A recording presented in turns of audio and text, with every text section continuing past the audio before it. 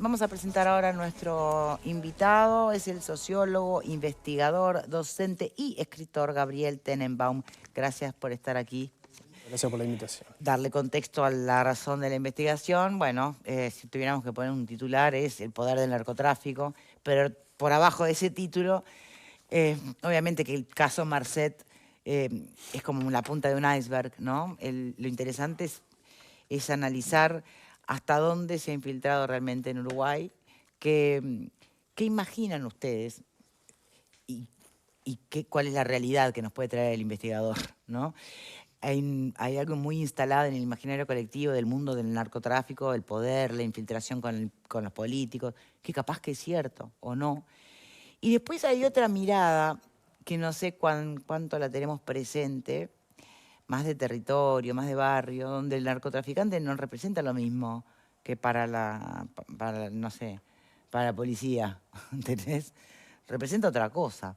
Entonces, yo no sé cuántas miradas se cruzan en torno al tema del narcotráfico.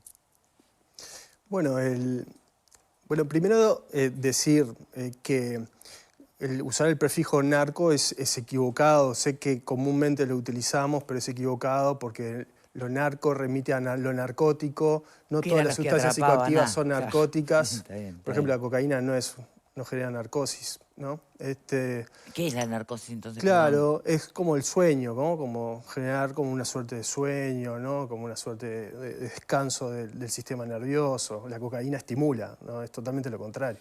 Fíjate que tenemos nuestra ley, se llama ley de estupefacientes, ¿no? Va vinculada al estupor. No todas las drogas generan estupor. Entonces, bueno, la Convención Internacional de Naciones Unidas es verdad, está en los 60, los 70, no quiero aburrir con esto, pero la terminología que digamos más neutra sería hablar de sustancias psicoactivas ilegalizadas, porque lo que sucede es que son ilegales.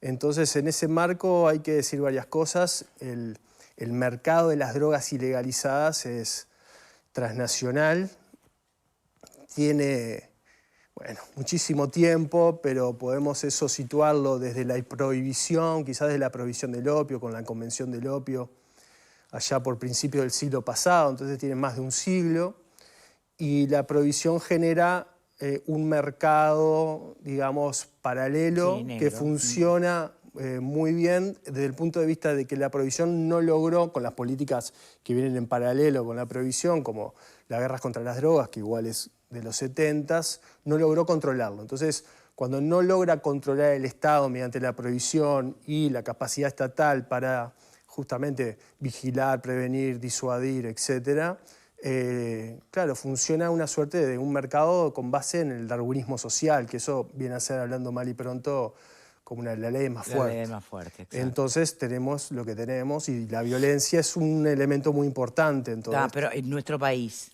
¿qué rol juega en este mapa, ¿no? Bien, De organizaciones internacionales, bien. Mira, en nuestro país ha jugado ha tenido distintas posiciones en este esquema internacional. Una de ellas está vinculada con la legitimación de capital sucio, digamos, con renta criminal. Eso también está muy vinculado a cómo construye la política económica en nuestro país en los 70s, en la dictadura. Hay decretos de la dictadura, por ejemplo, los decretos para instalar el blackjack o para instalar las máquinas tragamonedas, tragamonedas? que habla de generar un sistema financiero flexible y atractivo al turismo internacional, al capital internacional, por debilidades propias del país, digamos. Por ejemplo, digamos, no tenemos grandes recursos naturales, no hay una gran industria. El dinero tiene que venir de algún lado, sobre todo el dinero de nuestros países Fortalezcamos la plaza vecinos. financiera. Claro, la riqueza argentina y brasilera en nuestro país siempre se ha aprovechado de alguna manera de eso. Fíjate lo interesante, me voy un poco antes. Las AFI, las famosas AFI, Sí. ¿no? Que dejaron de existir como en el 2005-2006, ya se generó digamos, la regulación, pero unos años después dejaron de existir, bien de 1948. El gobierno de Valleverres, aprovechando que las riquezas argentinas subían del peronismo, generó un instrumento financiero para que esas riquezas, exacto, para captarlas. Esa es la historia del Uruguay con relación con la Argentina, sobre todo, ¿no? Ahí el sistema financiero Sin desconoce cuestionar mucho fronteras. el origen de los fondos. Bueno, lo que pasa es que después todo lo que es el lavado de activos es posterior al 48, ¿no? Por supuesto que que sobre todo finales de los 90, posteriormente en este siglo, los primeros años, lo que sucede con los atentados en el 11 de septiembre, con el financiamiento del terrorismo, generaron todo un gran movimiento internacional de vigilar y controlar mucho más fuerte el lavado de activos. Entonces, el lavado de activos ha sido como el gran servicio que le ha ofrecido el Uruguay al crimen organizado internacional, no solo el de las drogas. Los 70s y los 90s eso es bastante claro, sobre todo por la estructura del sistema financiero. Si bien después hay algunas limitaciones, sigue habiendo algunos instrumentos que permiten eso. Ahora, hay algunos cambios posteriores, porque sobre todo el Cono Sur empieza a tener un nuevo lugar, si se quiere, en este esquema internacional. En pandemia, con el cierre de algunas rutas comerciales, generaron que algunas rutas por el Cono Sur, ahí viene todo el tema de la hidrovía, el acopio en el Uruguay, la salida por el puerto de Montevideo. Acopio y tránsito, ¿no? De tránsito hacia Europa, también un poco hacia África. Pusieron al Uruguay en otro esquema, ¿no? Y ahí entra Marcet. Ahí va. Es la punta de un iceberg. Cae uno, aparece otro. ¿A rey muerto, rey puesto? Bueno, claro, igual hay muchos niveles, ¿no? Hay muchos niveles de organizaciones. Hay desorganizaciones, hay semi-organizaciones, hay organizaciones criminales importantes, ¿no? Entonces, sí, lo que ha pasado en la historia del crimen organizado hasta la fecha, que pensamos en los 60s hasta la fecha en América Latina, es que hay un proceso de atomización. ¿Me permite un segundo? Sí, Perdón que lo claro. interrumpa, pero Logró mandar mensajes Nicolás Olivera. Claro, nos quedamos con la última imagen de esa computadora abierta o teléfono, no sé lo que fuera, sin nadie, ¿no? Porque iba a sonar una alarma. Bueno, escribió: estamos en el búnker, se sintieron 2 cimbronazos. Nos dicen que interceptaron misiles. Bueno, hasta acá lo que sabemos. Ampliaremos en cuanto sea posible, obviamente. Perdón. No, por favor. No, comentaba que como en los años 60, 70, en los 80 predominaban grandes organizaciones criminales que a veces se los conoce como cártel, que igual también es un concepto impreciso. Y después hay todo un proceso de atomización, se diversifican los grupos criminales. Hay más y más chicos y establecen distintos tipos de relaciones con esos grupos criminales, a veces subordinación, a veces tercerización de servicios, en fin, hay muchos tipos de formas de vincularse. Y de políticas de blanqueamiento, solapadas, ¿no?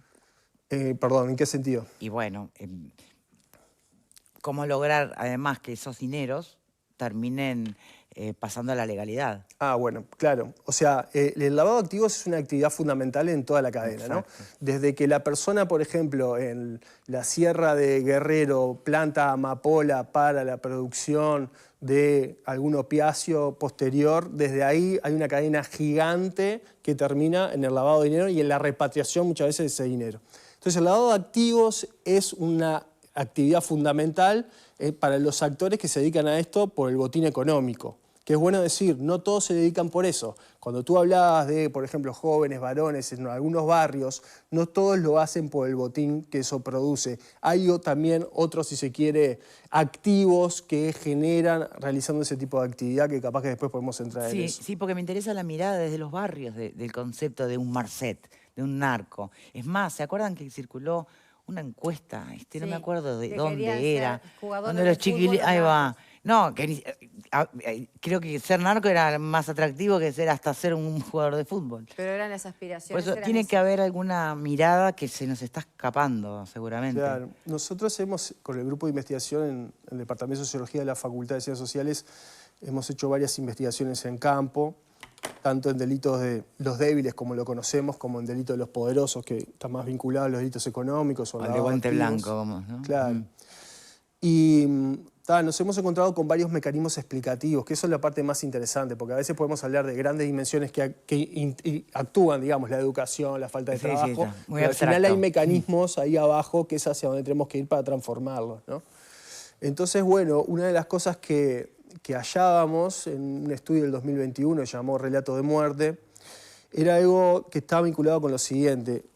Hay como una suerte de mercado de reconocimiento que, sobre todo los jóvenes varones, tratan de, en ese mercado, hacerse valer, en ese mercado de reconocimiento, donde obtienen, por ejemplo, respeto. ¿Respeto por qué exactamente? ¿Por matar? No. ¿Por qué? Ahora voy. El respeto de sus pares, donde buscan integrarse a la comunidad donde están, por ejemplo, ¿no? En el orden de la conformidad social, eso lo buscamos, por ejemplo, a través de la educación, con los logros educativos, o a través del mercado de trabajo, o algún caso de éxito deportivo. Pero cuando hay grandes privaciones de derechos y esos tránsitos normativos, educación, trabajo y deporte de alto rendimiento, no se obtienen, se buscan otras formas de obtener esas metas de éxito que todos buscamos de alguna manera en esta vida, más o menos todos buscamos. Entonces recurren al activo que tienen a la mano. Y uno de los activos que tienen a la mano es el ejercicio de la violencia, donde no implica, digamos, obtener capital cultural. Por eso preguntaba el respeto entre quienes están caídos del sistema, está clarísimo, ¿no? Obviamente, pero si no hubieran buscado estar más identificados con otras formas de vivir y de apostar a la vida. En las experiencias vulneradas desde chicos, está clarísimo, surgen estas otras formas de buscar pertenencia e identidad. El criterio, entonces, para ganarse el respeto, planteas la violencia. ¿Hasta dónde? El ejercicio de la violencia... ¿Matar o qué? El ejercicio de la violencia es un activo muy bien valorado, sobre todo entre los varones. Sobreponerse a un otro, ejercer fuerzas frente a un otro, someter a un otro, en esas relaciones de poder. Y en ese sentido, cuando uno ejerce esa violencia, que de hecho es interesante porque nosotros también veíamos en ese estudio cómo la violencia como un medio para obtener algo en realidad se transforma en un fin en sí mismo, claro, porque es donde obtienen ese reconocimiento como tal, termina siendo un caldo de cultivo explosivo, sobre todo en los jóvenes que están en tránsito justamente de búsqueda de respeto, en tránsito de búsqueda de reconocimiento. Sí. A veces asumen hitos de la adultez a edades muy tempranas, como tener un hijo, como tratar de sustentar una familia. Entonces, todas esas transiciones que desde el punto de vista cognitivo muchas veces no están totalmente desarrolladas, hay estudios neurológicos muy interesantes sobre el autocontrol emocional y la regulación emocional, digamos, desde el punto de vista probabilístico en las sociedades que se obtienen ya alcanzando los 30 años y a veces ni así, obviamente que hay variabilidad. Pero en términos normativos se obtiene ahí y hay gurises que a los 12, 13, 14, 15 años están enfrentando realmente dramas que emocionalmente no son capaces de digamos, canalizar. Sí. Aunque Su propia realidad seguramente sea un drama que no puedan canalizar. Es que muchas veces te encontrás con descuidos heredados. Claro. Porque cosas parecidas les pasaron a sus padres, a sus abuelos. Hay toda una reproducción de vulnerabilidad y también de inmovilidad social, ¿no? La posibilidad de romper con barreras y tener una movilidad social ascendente es realmente muy difícil, si no imposible. Me gustaría abrir un poquito el juego al panel para preguntas o reflexiones, Sole. Yo quería preguntarte, ¿cuánto dinero mueve todo el negocio ilegal mundial, ¿no? Porque a veces no tenemos como conciencia de todo el dinero que circula producto de cuestiones ilícitas, no solo del narcotráfico, ¿no? Sí. También la trata de personas. Sí, bueno, mira, como profesor universitario te voy a decir lo siguiente, para ser precisos. El delito es un fenómeno elusivo que no se deja ver. Lo conocemos cuando lo detecta el Estado. Por lo tanto, la mayor parte de las cifras que tenemos son de las detectadas y no de las detectadas. Y eso detectado no nos permite saber cuánto es el total de la torta. Cuando vos no sabés cuánto es el total de la torta, no tenés una referencia si eso es mucho o poco. Exacto. Cuando te dicen que algo sube y baja, como no tenés la referencia, no sabés, la torta puede ser más grande, puede ser más chica, ¿no? Entonces es muy difícil con esto. Dicho esto, la cifra que te voy a decir es una para decir algo y tenerlo en la mano. Es imprecisa, pero alguna estimación de Naciones Unidas desde hace ya algunos años, por decir algo con respecto al lavado de activos, estimaba que por año se lavaba activos entre el 2,5 y el 5% del PBI mundial, lo cual es muchísimo dinero. Eso también da la pauta de otras cosas, ¿no? O sea, se ha generado una suerte de industria del control en muchos ámbitos, también en el lavado de activos, es muy importante. Hay organizaciones internacionales de todo tipo que luchan contra el lavado de dinero. Tenemos al G20 que a veces nos habla de esto, a la OCDE, etcétera, todo eso. Pero también hay que decir de que muchas veces las jurisdicciones quieren que el dinero vaya a sus países, no se vaya de afuera, porque también ese dinero, por ejemplo, genera obra privada. Trabajo. Genera trabajo, ¿no? Genera cosas que no sabemos. Han construido, digamos, balnearios conocidos en el mundo. Entonces, hay mucho debate en todo esto. Y acá esto en la esquina, digamos. Sobre la persecución realmente la persecución genuina y honesta de este tipo de delitos. Nah. A usted no le gusta hablar de guerra ganada o perdida, ¿no? Contra Es que... el narcotráfico, no, mal llamado. no, Déjeme no, decirle narcotráfico, pues tiene que explicar si 40 lo cosas. contextualizamos, sí, porque, a ver, la guerra al tráfico de las drogas es una política internacional que está fechada, digamos. Es el discurso de Nixon ante el Congreso de Estados Unidos en junio del 71, donde le pide dinero para llevar adelante esa política. Y eso se ha reproducido en otros países, en la mayor parte del mundo, y América Latina ha sido una suerte de ensayo de todo eso en el marco de la Guerra Fría en un periodo y después ha variado, ¿no? ¿Y hoy? Entonces se puede hablar de eso. Y ese tipo de política ha fracasado. Digo, después de más de 50 años sabemos que ha fracasado estrepitosamente en muchos sentidos. Por la sangre que ha derramado, los problemas que ha generado, el negocio ahora es mucho más grande, más redituable, hay más organizaciones. Entonces ha fracasado. Y eso viene de la mano del prohibicionismo. No podemos alejar una cosa de otra. Y bueno, entonces sí, ha fracasado. Valeria. No, yo ahora escuchando lo último que estabas planteando, ¿entendés que realmente habría que poner arriba de la mesa un debate serio de la liberación? Total. Que obviamente no en Uruguay, ¿no? Quiero decir que, o sea, si lo hacemos solo nosotros, todos sabemos que es un fracaso seguro, digamos, pero porque hay algunos países que están como cerrados a no dar esa discusión. Sí, totalmente. Hace algunos años igual hay como un proceso muy tímido de empezar a regular sobre todo el cannabis, pero hay que ir un poco más allá, porque por ejemplo... Pero el cannabis tampoco le hace a la cosa, ¿no? Claro, porque el negocio no está en el cannabis Por eso. propiamente dicho. En nuestra zona el negocio está en la cocaína realmente, pero en Estados Unidos la discusión tiene que ver con los opiáceos sobre todo.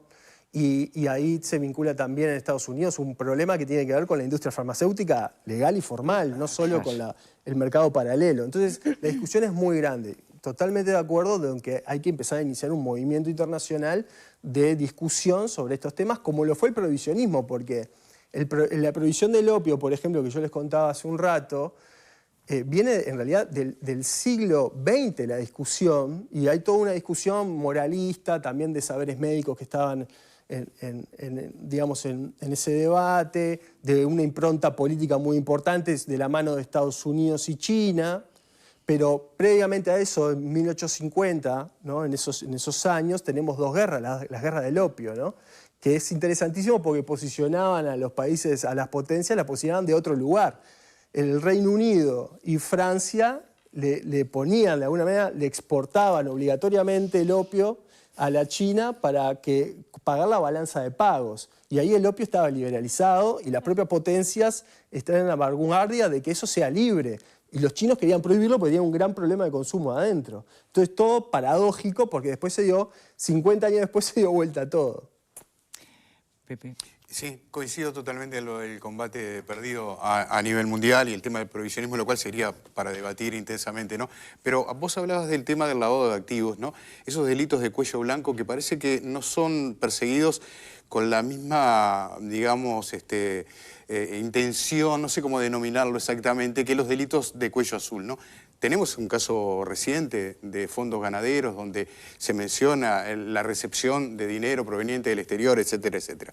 Eso como reflexión. Como pregunta, ¿qué papel entendés vos que tiene la academia en el combate o en la lucha contra el crimen organizado? Si es que tiene un papel, yo creo que sí, pero ¿cuál sería teniendo en cuenta que las decisiones siempre son políticas, no vivimos en una tecnocracia, pero de alguna manera me parece que hay aspectos técnicos que no están siendo tenidos en cuenta en la confección de políticas públicas? A ver.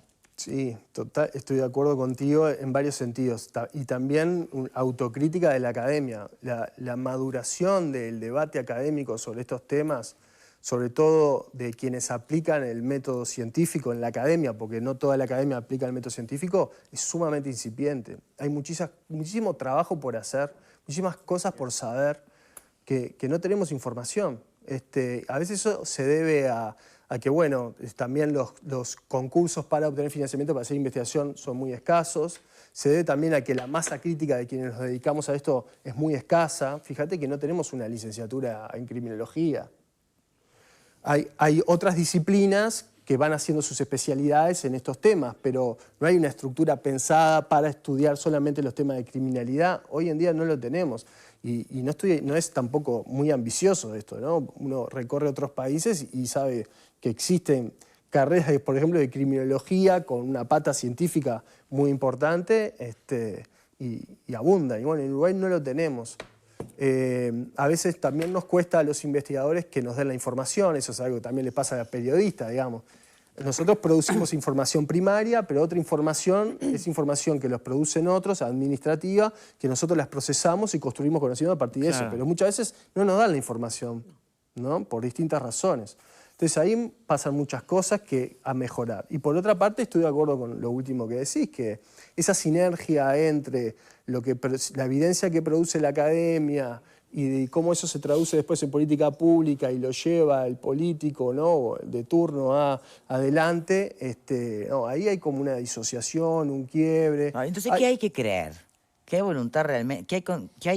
Primero, ¿hay conciencia real del problema?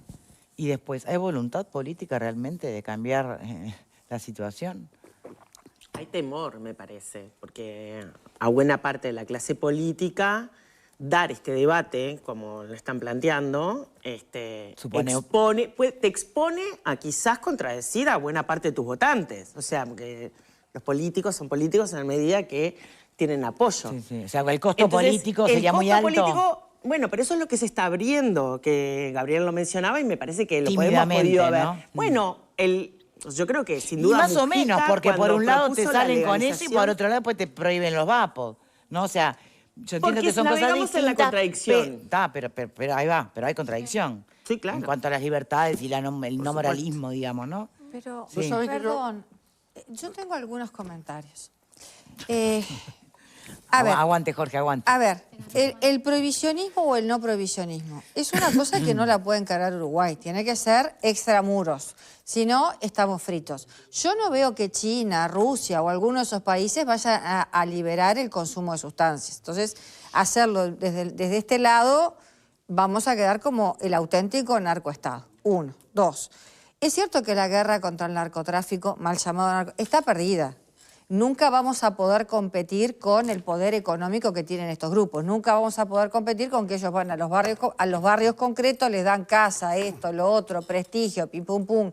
Y un recurso económico que les entra que no lo lograrían con la poca formación que tienen en un trabajo formal. Es decir, un chico... capaz que está bien formados, ¿no? No, Porque pero mucho dinero el narcotráfico. en general lo que aprovechan... Abajito no, pero arriba... No, pero en general aprovechan chicos que han dejado la educación formal, que podrían aspirar a ser reponedor de supermercado, ganando 25.000 pesos, y acá les entra eso por semana, capaz. Entonces, creo que el problema viene de otro lado. Viene desde una concientización a edades tempranas de los riesgos del consumo y del consumo problemático, viene de la mano de una institución policial con otro nivel, bien formada y preparada, viene de la mano de que haya clínicas de rehabilitación de consumo problemático de acceso real y no tengan que ir a chacras no sé en dónde o pagar fortunas. O sea, me parece que el Estado uruguayo, para hablar de este país,